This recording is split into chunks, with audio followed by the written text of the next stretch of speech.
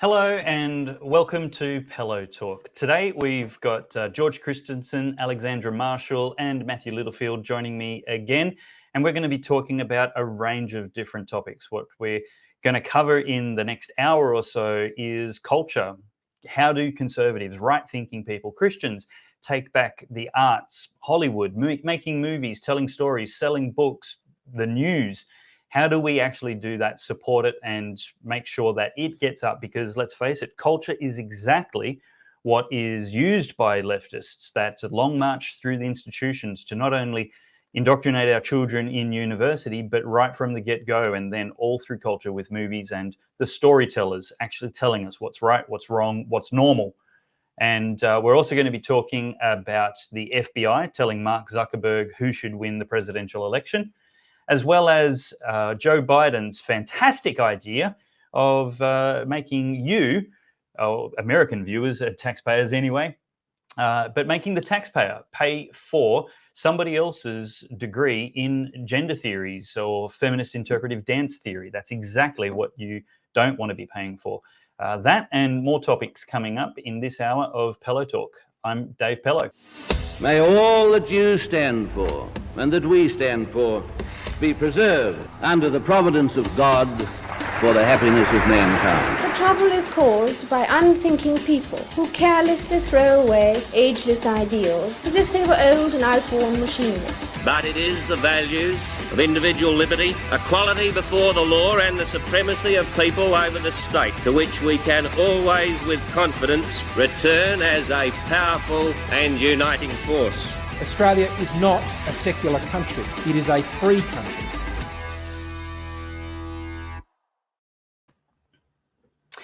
Well, g'day, and in this new episode of Pellowe Talk, we're going to be getting into some controversial topics. Let me encourage you to be undecided about some of these issues. And maybe you've got a firm conviction. Maybe undecided is the wrong thing. We should be undecided about candidates, and that's, I guess, what I'm used to saying. But on issues, there are some things we can be absolutely certain on. Debt forgiveness may not be one of those topics. Let's keep an open mind, and instead of just aligning to what all good conservatives should think, maybe let's try and examine the rights and wrongs of the issue. Maybe, as much as this pains me to say, Joe Biden isn't a complete idiot on this one. He probably didn't have anything to do with the policy, but hey, don't shoot the messenger. Welcome to Matt Littlefield in the studio with me, chuckling away there. Hey Dave, how you doing, man? Fantastic, thank you. And also joining us via internet is the wonderful Alexandra Marshall. Hello, Ellie. Good afternoon. And also joining us via the fastest NBN since Malcolm Turnbull was elected Prime Minister, George Christensen. How are you, George? We've lost you. You're muted. You've turned yourself off again. Well, they're always trying to shut me down somehow or other, but I'm back, and thanks very much for having me on your show, Dave. It was the FBI. It was Zuck. It was never you fiddling with the wrong switch like I always do. That's correct. Well, one of the things, as you can see on the table here in front of us, we've got a pile of books. This is Defending Conscience, How Baptists Reminded the Church to Defy Tyranny, by this guy, Matthew Littlefield, and also by Tim Grant, a fantastic author from Mount Isa. What we're doing is basically talking now about the need for publishers. So this is actually published by Lock Press, which is helping conservative authors to self-publish. The point being that they then theoretically would make more money than if the rights belonged to a publisher. A publisher is the guy who takes all the risk. And so they do deserve a whole bunch of the profits for paying the costs of printing, etc. But for those authors who can back themselves just a little and cover some of that upfront capital, they stand to get a higher percentage of profits. And that's what Lock Press is trying to do, help them to negotiate and navigate that difficult process. So yeah, if you haven't, check out lockpress.com. There's a couple of books there so far and more coming. And you can get this book, Defending Conscience, from defendingconscience.com. In a moment, I'm going to do an interview with an Australian author who has contributed greatly to the space. Now, he's not overtly political. It's actually fiction writing. And that's a really great space that we need to also be aware of and support as much as possible. Those people who are going to be deliberately not woke, even if they're not overtly Christian or conservative, the fact that they've avoided weaving in the virtue signaling issues and ideas and themes that so often pervade modern culture is something that needs to be supported. Matt, for you as an author, why did you feel the need to put pen to paper and add another book to the vast volumes available on Amazon?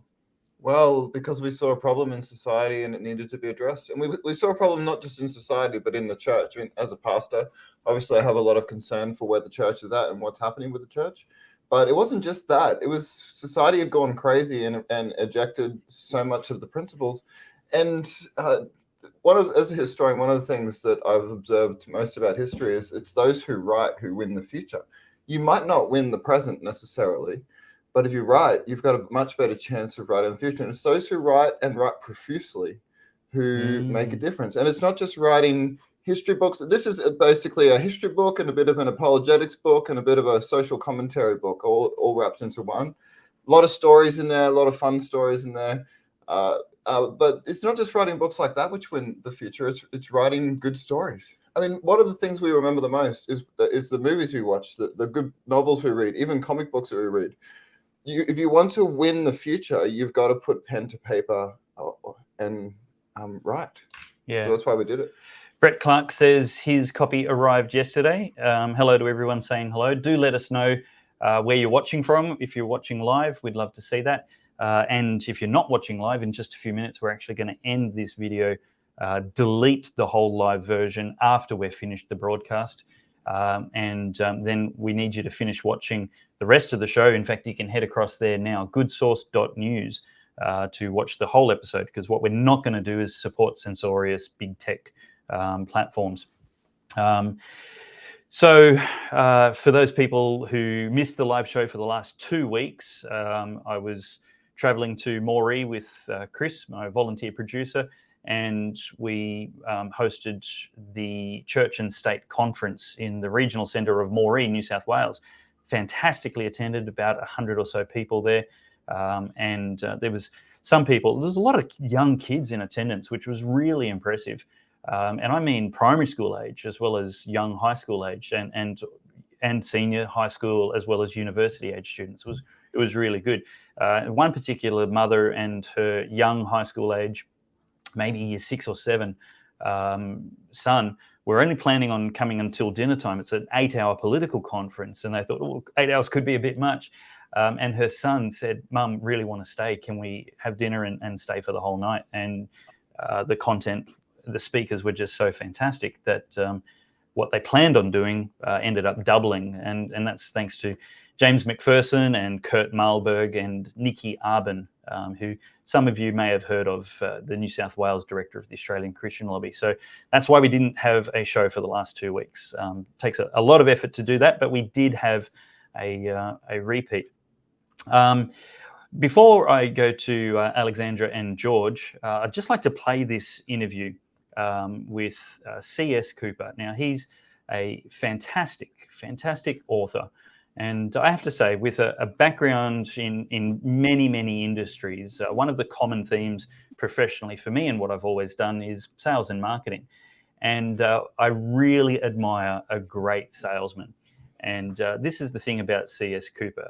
I mean, his books are worth reading, and he deserves support for his mission and his creativity. But one of the things I personally love about him is just how hard working he is as an author. He doesn't sit back and expect people to come to him. He's actually out on the front foot and taking his work to the public very proactively and methodically. So I'd really encourage you to support him and have a look at that. We will put the link to all of these things on the screen as we go, but why don't we take a look at this video of the interview I had with C.S. Cooper right now. Tell me about the universe you've created since you were 12 years old. One of the things that I pitch it as when I'm trying to sell it to people who come around, they say, oh, what kind of sci-fi is it? I say, Doctor Who is British sci-fi. Star Wars is American sci-fi. This is Aussie sci-fi. How many books have you published now? 8 books. So while I was getting Runniger ready to publish, I also wrote 6 more books. I call it the Axel Saga. Tell me about your children's book, the one you've got published. What's it called? And what I was can show it to you if you'd like. Yeah, please. This is it. The giant gingerbread gent. There are some very, very nice illustrations about the giant gingerbread gent and the evil old people. And of course, you can't get more Australian than that. What's different about your writing? Why do you, I guess, profile yourself as woke free? You know, when the Star Wars sequels came out, right? Mm-hmm. And Star Wars Episode 7, I went to see it with my best mate when it came out. It was all right, but then like I saw a lot of people complaining about it, pointing problems with it. And then Last Jedi came out. I watched Star Trek Discovery. I didn't really like it. And then saw what was happening with Doctor Who as well. We saw a lot of like sci-fi stuff and lots of art that was going in this really, really stupid direction. And I kept hearing people like Carl Benjamin and other culture commentators, all of them saying that our culture is crap, pardon the language, but we need someone new. We need new stories, new culture, new creation. And I thought, well, I've done that. I've created this universe that I've been building since I was 12 years old. Do you have any cultural objectives when you're writing either children or adult fiction?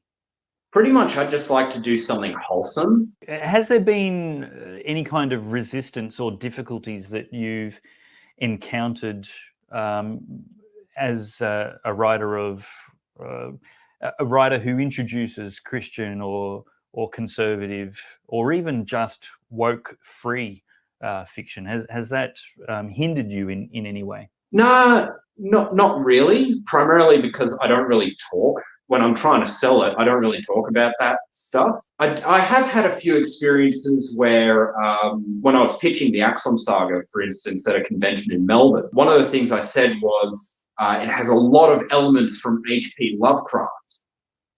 And one of these people snarled at me saying, I hope those elements aren't his racism. Which I said, no, it has actual elements from his story. And like this woman just marched off in a huff. What kind of distribution channels do you have as a self-published conservative author? Are your books available in all good bookstores, as they say? My main sales, well, a lot of my online sales actually go through my website. So like I said, I'm a software engineer. I built my own website from scratch, including the shop system, and I get orders through there all the time. But mainly the most sales that I make are at conventions, face-to-face sales. If there was any fictional character outside those that you've created, but if there was any fictional character that you could bring into real life and have interact with the world just the way they do in their fictional universe, who would it be? I think Captain America, to be honest. Like, it's the first one I can think of off the top of my head. Maybe also Crocodile Dundee, because both of them, they're both like from differing perspectives, but both of them are like sort of real life, like not real life, but how would you describe it? Men who have had real experiences, really understand a lot of how the world works. Ooh, and especially Crocodile Dundee, he's in the big city where pretty much no one has experienced real life. Everything is artificial for these people. And then this guy comes along and he's actually fought real danger, real suffering. And so when somebody comes at him with a switchblade, he brings out a friggin' machete. So, well, C.S. Cooper, it's been fantastic getting to know you and introducing you to my audience. Thank you for your time. Thank you very much. Thank you very much for having me on. I really appreciate it, man. My pleasure. Well, that was Craig Cooper, C.S. Cooper, as he's known. And we're actually going to go to the website now. For those people who are watching live, don't do anything, don't go anywhere. You can keep watching this. But if you are watching this in delayed stream, the clip will be running out on Facebook and YouTube. You've got seconds left. Please head to goodsource.news to watch the rest of this great video. We're going to be talking about the rest of what we can do with the rest of the panel. We're going to be talking about what we can do to do work like C.S. Cooper, writing fiction to replace and dilute and displace the poisonous guff that's coming through academia and Hollywood and news media and literature.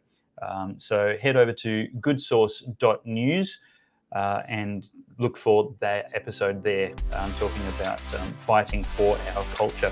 I hope you're enjoying this conversation. You know what? We have to fight back against the censorship of big tech. Would you like to help?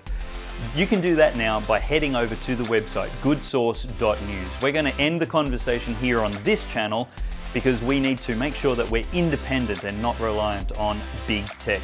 Head over to the website, goodsource.news right now for the rest of this great video.